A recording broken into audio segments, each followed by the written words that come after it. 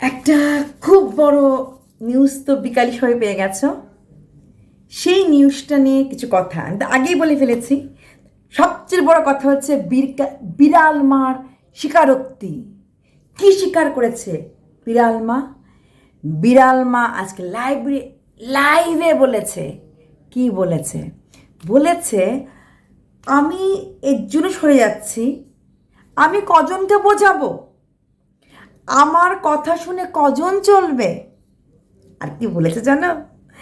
আর বলেছে, আমার opponent party খুব স্ট্রং। অপোনেন্ট পার্টি আমাদের খুব স্ট্রং, কারণ ওরা একজনের জন্য আরেকজন চাইলেও বুক পেতে দিতে পারে, আমাদের মতন না। আমরা শুধু নিজেদের স্বার্থের জন্য মিশেছিলাম। At last confession confession given by বিড়াল মা। আসলে বলেই দিল, ও বুঝেই গেছে। এই যে একই সাথে হাত ধরে একই পথে চলবো, একই প্রাণে মিশে গিয়ে একই কথা বলবো, এত সহজ ছিল না। কারণ মনের মিল তো ছিল না, শুধু ভিউজের মিল। আর রেভিনিউজ মিল কদিন থাকে, স্বীকার করে নিল। এইবার বলি, বিড়াল মা আর খুল্লাশ্রীর মিথ্যাশ্রীর আসল ঝগড়ার কারণটা কি?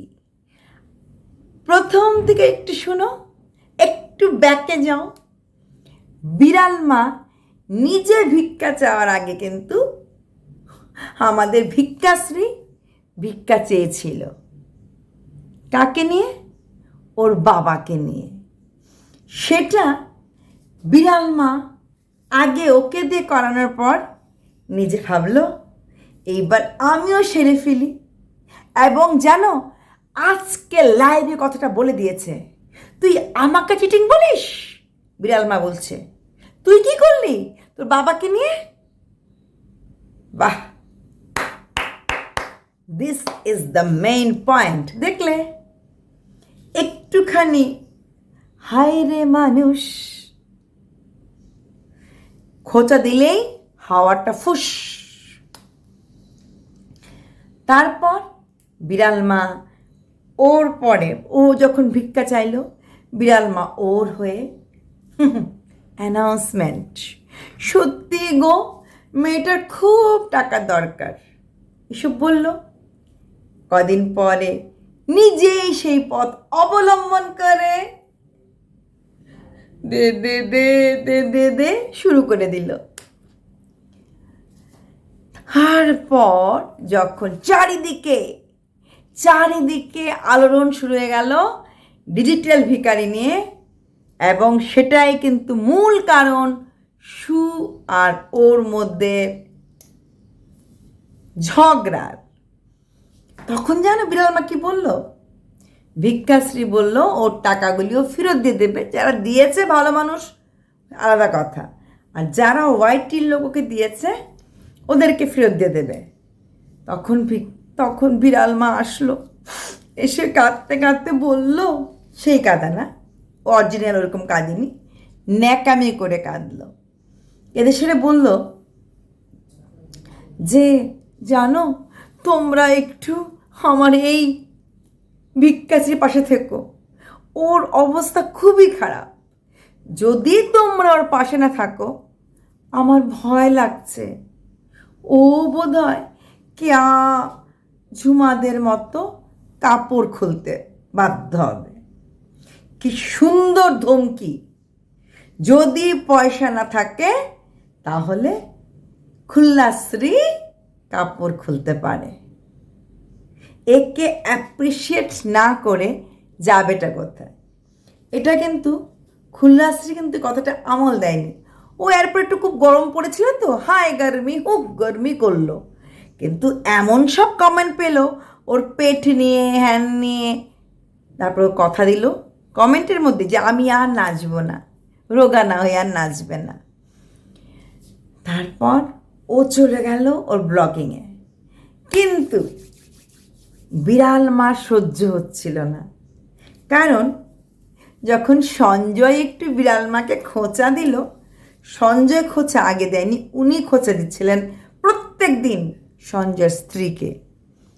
তখন উনি কি করলেন, যেদিন সীমা থাপ্পা খেলো উনি পরের দিন ভিডিও করে বললেন যে যদি ধাপ্পা খেলে পরে তাড়াতাড়ি চ্যানেলটা গ্রো হয়ে যায়, কারণ যেহেতু শুয়ের চ্যানেল গ্রো হয়ে গেছে, সীমার চ্যানেল তাড়াতাড়ি খুলে তাড়াতাড়ি হয়ে গেল সাবস্ক্রাইবার, দেখে বলল, আবার টেনে আনলো এই ভিক্ষাশ্রীকে, টেনে এনে বলল, এই দেখ তুই মাত্র 90টা সাবস্ক্রাইবার পেয়েছিস, ইটিং শো একটা কি চ্যানেল খুলেছে, কিন্তু যদি তুই থাপ্পা খেয়ে খুলতি তাহলে তোর রাতারাতি হয়ে যেত 1K।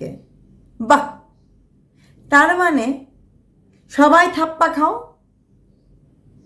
ঠিক করে দেখাও, এটা চ্যালেঞ্জ হিসেবে নিয়ে নাও যে হ্যাঁ আমি এইসব ক্লিপিংস লাগাবো, এসব বাজে বাজে কাজ করব, সো দ্যাট আমার চ্যানেলে থাপ্পা লাগানো হয়। ও এটা টন্ট করলো, বিড়াল মা টন্ট করলো সীমাকে, কিন্তু কার নাম দিয়ে করলো? খুল্লাশ্রী। কারণ প্যার হুয়া ইকরার হুয়া, হয়ে গেল। এই বিড়াল মা বলেছিল, জানো তো মেয়েটার ঘরে দুবেলা রান্নাও হয় না, যেই মেয়েটার ঘরে দুবেলা রান্না হয় না সেই মেয়েটাই কিন্তু ইটিং চ্যানেল খুলল। তাহলে কি দেখাবে বলো তো, কি দেখাবে? আর ওই যে বললাম শুয়ের ইন্সপিরেশন সবার এখন একটা চ্যানেলে হচ্ছে না, ওরা গ্রো করতে পারছে না আলাদা কথা, 90 আর 100তে গড়াগড়ি খাচ্ছে, হ্যাঁ সেটা আলাদা কথা, কারণ ওরা তো থাপ্পা খেয়ে খোলেনি, তাই ওরা রাতারাতি 1K করতে পারেনি। সীমারা থাপ্পা খেয়েছে, আরে বোকার দল, থাপ্পা খেয়ে করলেই শুধু হয়? ভালোবাসা পেতে হয়, অডিয়েন্স ভালোবাসলেই তবেই তুমি 1K করতে পারবে, তবেই তোমার চ্যানেল চলবে। তারপর আর কি, তারপর হলো ও কিন্তু বঙ্গ শ্রী ভিক্ষাশ্রী নিজের পথে চলছিল। ওই যে বলল, ধর সুর মার সুর পাকার সু সু সু সু, কারণ সু হয়ে গেল সবার ইজি কন্টেন্ট। কিন্তু ওরা চাইল সুকে না নিয়ে করে সঞ্জয়কে নিয়ে করতে, কারণ সঞ্জয়ের সাথে ঝগড়া করতে গেলে হিম্মত লাগে, কারণ সঞ্জয় এই বেড়াল মার মেয়েকে নিয়ে বলেছিল, তাই বেড়াল মা চাইল এমন একটা কন্টেস্টেন্ট আসুক যার মুখটা একদম খোলা, একদম খোলা মুখ। সে আসলো, আও আও করে যা মুখে তাই বলল। আমাদের ভাই কি ছেড়ে দেবে? আমাদের ভাই তোর হাতে চুরি পরে বসে নেই, ও দিল। যখন ও দিল, ওদের একটা বড় গুণ জানো সবার মধ্যে, ওরা দেবে, দিতে পারে তো নিতে পারে না। এটা আবার হয় নাকি গো? ওয়াইটি মানে give and take, sub to sub, YT মানে ফার্স্ট টাইম। তাহলে তুমি দেবে আর নেবে আসলে কী করে হয়? চিন্তা করো, ভার্চুয়াল ফ্যামিলির ঝগড়াটাকে ওরা কতটা সিরিয়াসলি নিয়েছে। আজকে শোনা গেল ওরা প্ল্যানও করে ফেলেছিল। কিসের প্ল্যান বলবে?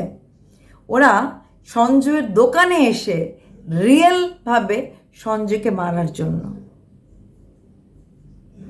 মারপিট করে সঞ্জয়কে হেনস্থা করতে হবে, মানে এতটা ফেরোসাস হিংস্র। কি করে এই ধরনের প্ল্যান মানুষ এসে করতে পারে? তারপর যখন সঞ্জয় ওর মেয়েদেরকে নিয়ে বলল, তখন কি হলো? ও তো রেগে আগুন, এবং ও ভেবেছিল এখন চারিদিক থেকে ভিডিও হবে, কারণ দেখেছে অনেক সময় যেরকম সীমার মেয়ের সময় তো আমিই ভিডিও করেছিলাম, এরকম বাচ্চাদেরকে নিয়ে বললে অনেক ভিডিও করা হয়, চারিদিক থেকে সবাই বলতে থাকে কেন বললে কেন বললে।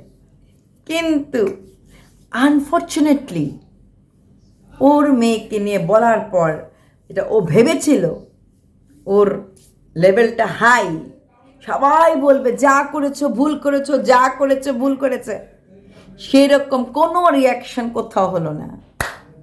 ও ভাবলো যদি বেড়াল মা চাইতো সবাইকে বলতো, নিশ্চয়ই কেউ না কেউ ভিডিও করতো। কিন্তু যখন হলো না, সব রাগ গিয়ে পড়লো বিড়াল মার পরে, কারণ বিড়াল মাই তো ওকে বলেছিল। কিন্তু বিড়াল মা একটা কথা আজকে বলেছে যে বিড়াল মাকে নাকি টিমের থেকে দায়িত্ব দেওয়া হয়েছিল। এবার বুঝেছো? এরাই আবার লাইভে গিয়ে বলে আমরা তো আর হোয়াটসঅ্যাপে কনসাল্ট করে ভিডিও করি না, আমরা যেটা ভালো লাগে সেটাই করি। এবার দেখলে কিভাবে কনসাল্ট হয়, কিভাবে থিম দেওয়া হয়, কাকে কে ধরবে। এক রাতের মধ্যে 30টা ভিডিও বেরোতে হবে সঞ্জয়ের এগেনস্টে। এতটাই টিম ওয়ার্ক, টোটালি ওরা ফোকাস থাকে কাউকে শেষ করার জন্য। কিন্তু সত্যি কথা গোপন থাকে না, তাই বলে দিল ওরা একদম নিঃস্বার্থভাবে এবং এক মুঠি হয়ে একজন আরেকজনের পাশে আছে, যেটা আমরা নেই। তোমরা কি ভেবেছ ওদের দোস্তিটা একদম ভেঙে গেল? না গো, হতে পারে কালকেই মিটিং আজকে রাত্রে হয়ে যাবে। বিকাশ এসে বলে আমি একটু রাগ করেছিলাম, ভুল বুঝেছিলাম, ক্ষমা করে দিও, আমরা আবার, তুমি আমার দিদি ছিলে, আমি তোমার বোন ছিলাম। ওদের এসব বলতে 1 সেকেন্ডও লাগে না। তার প্রমাণ কয়েকদিন আগে ভিডিও দেখেছি।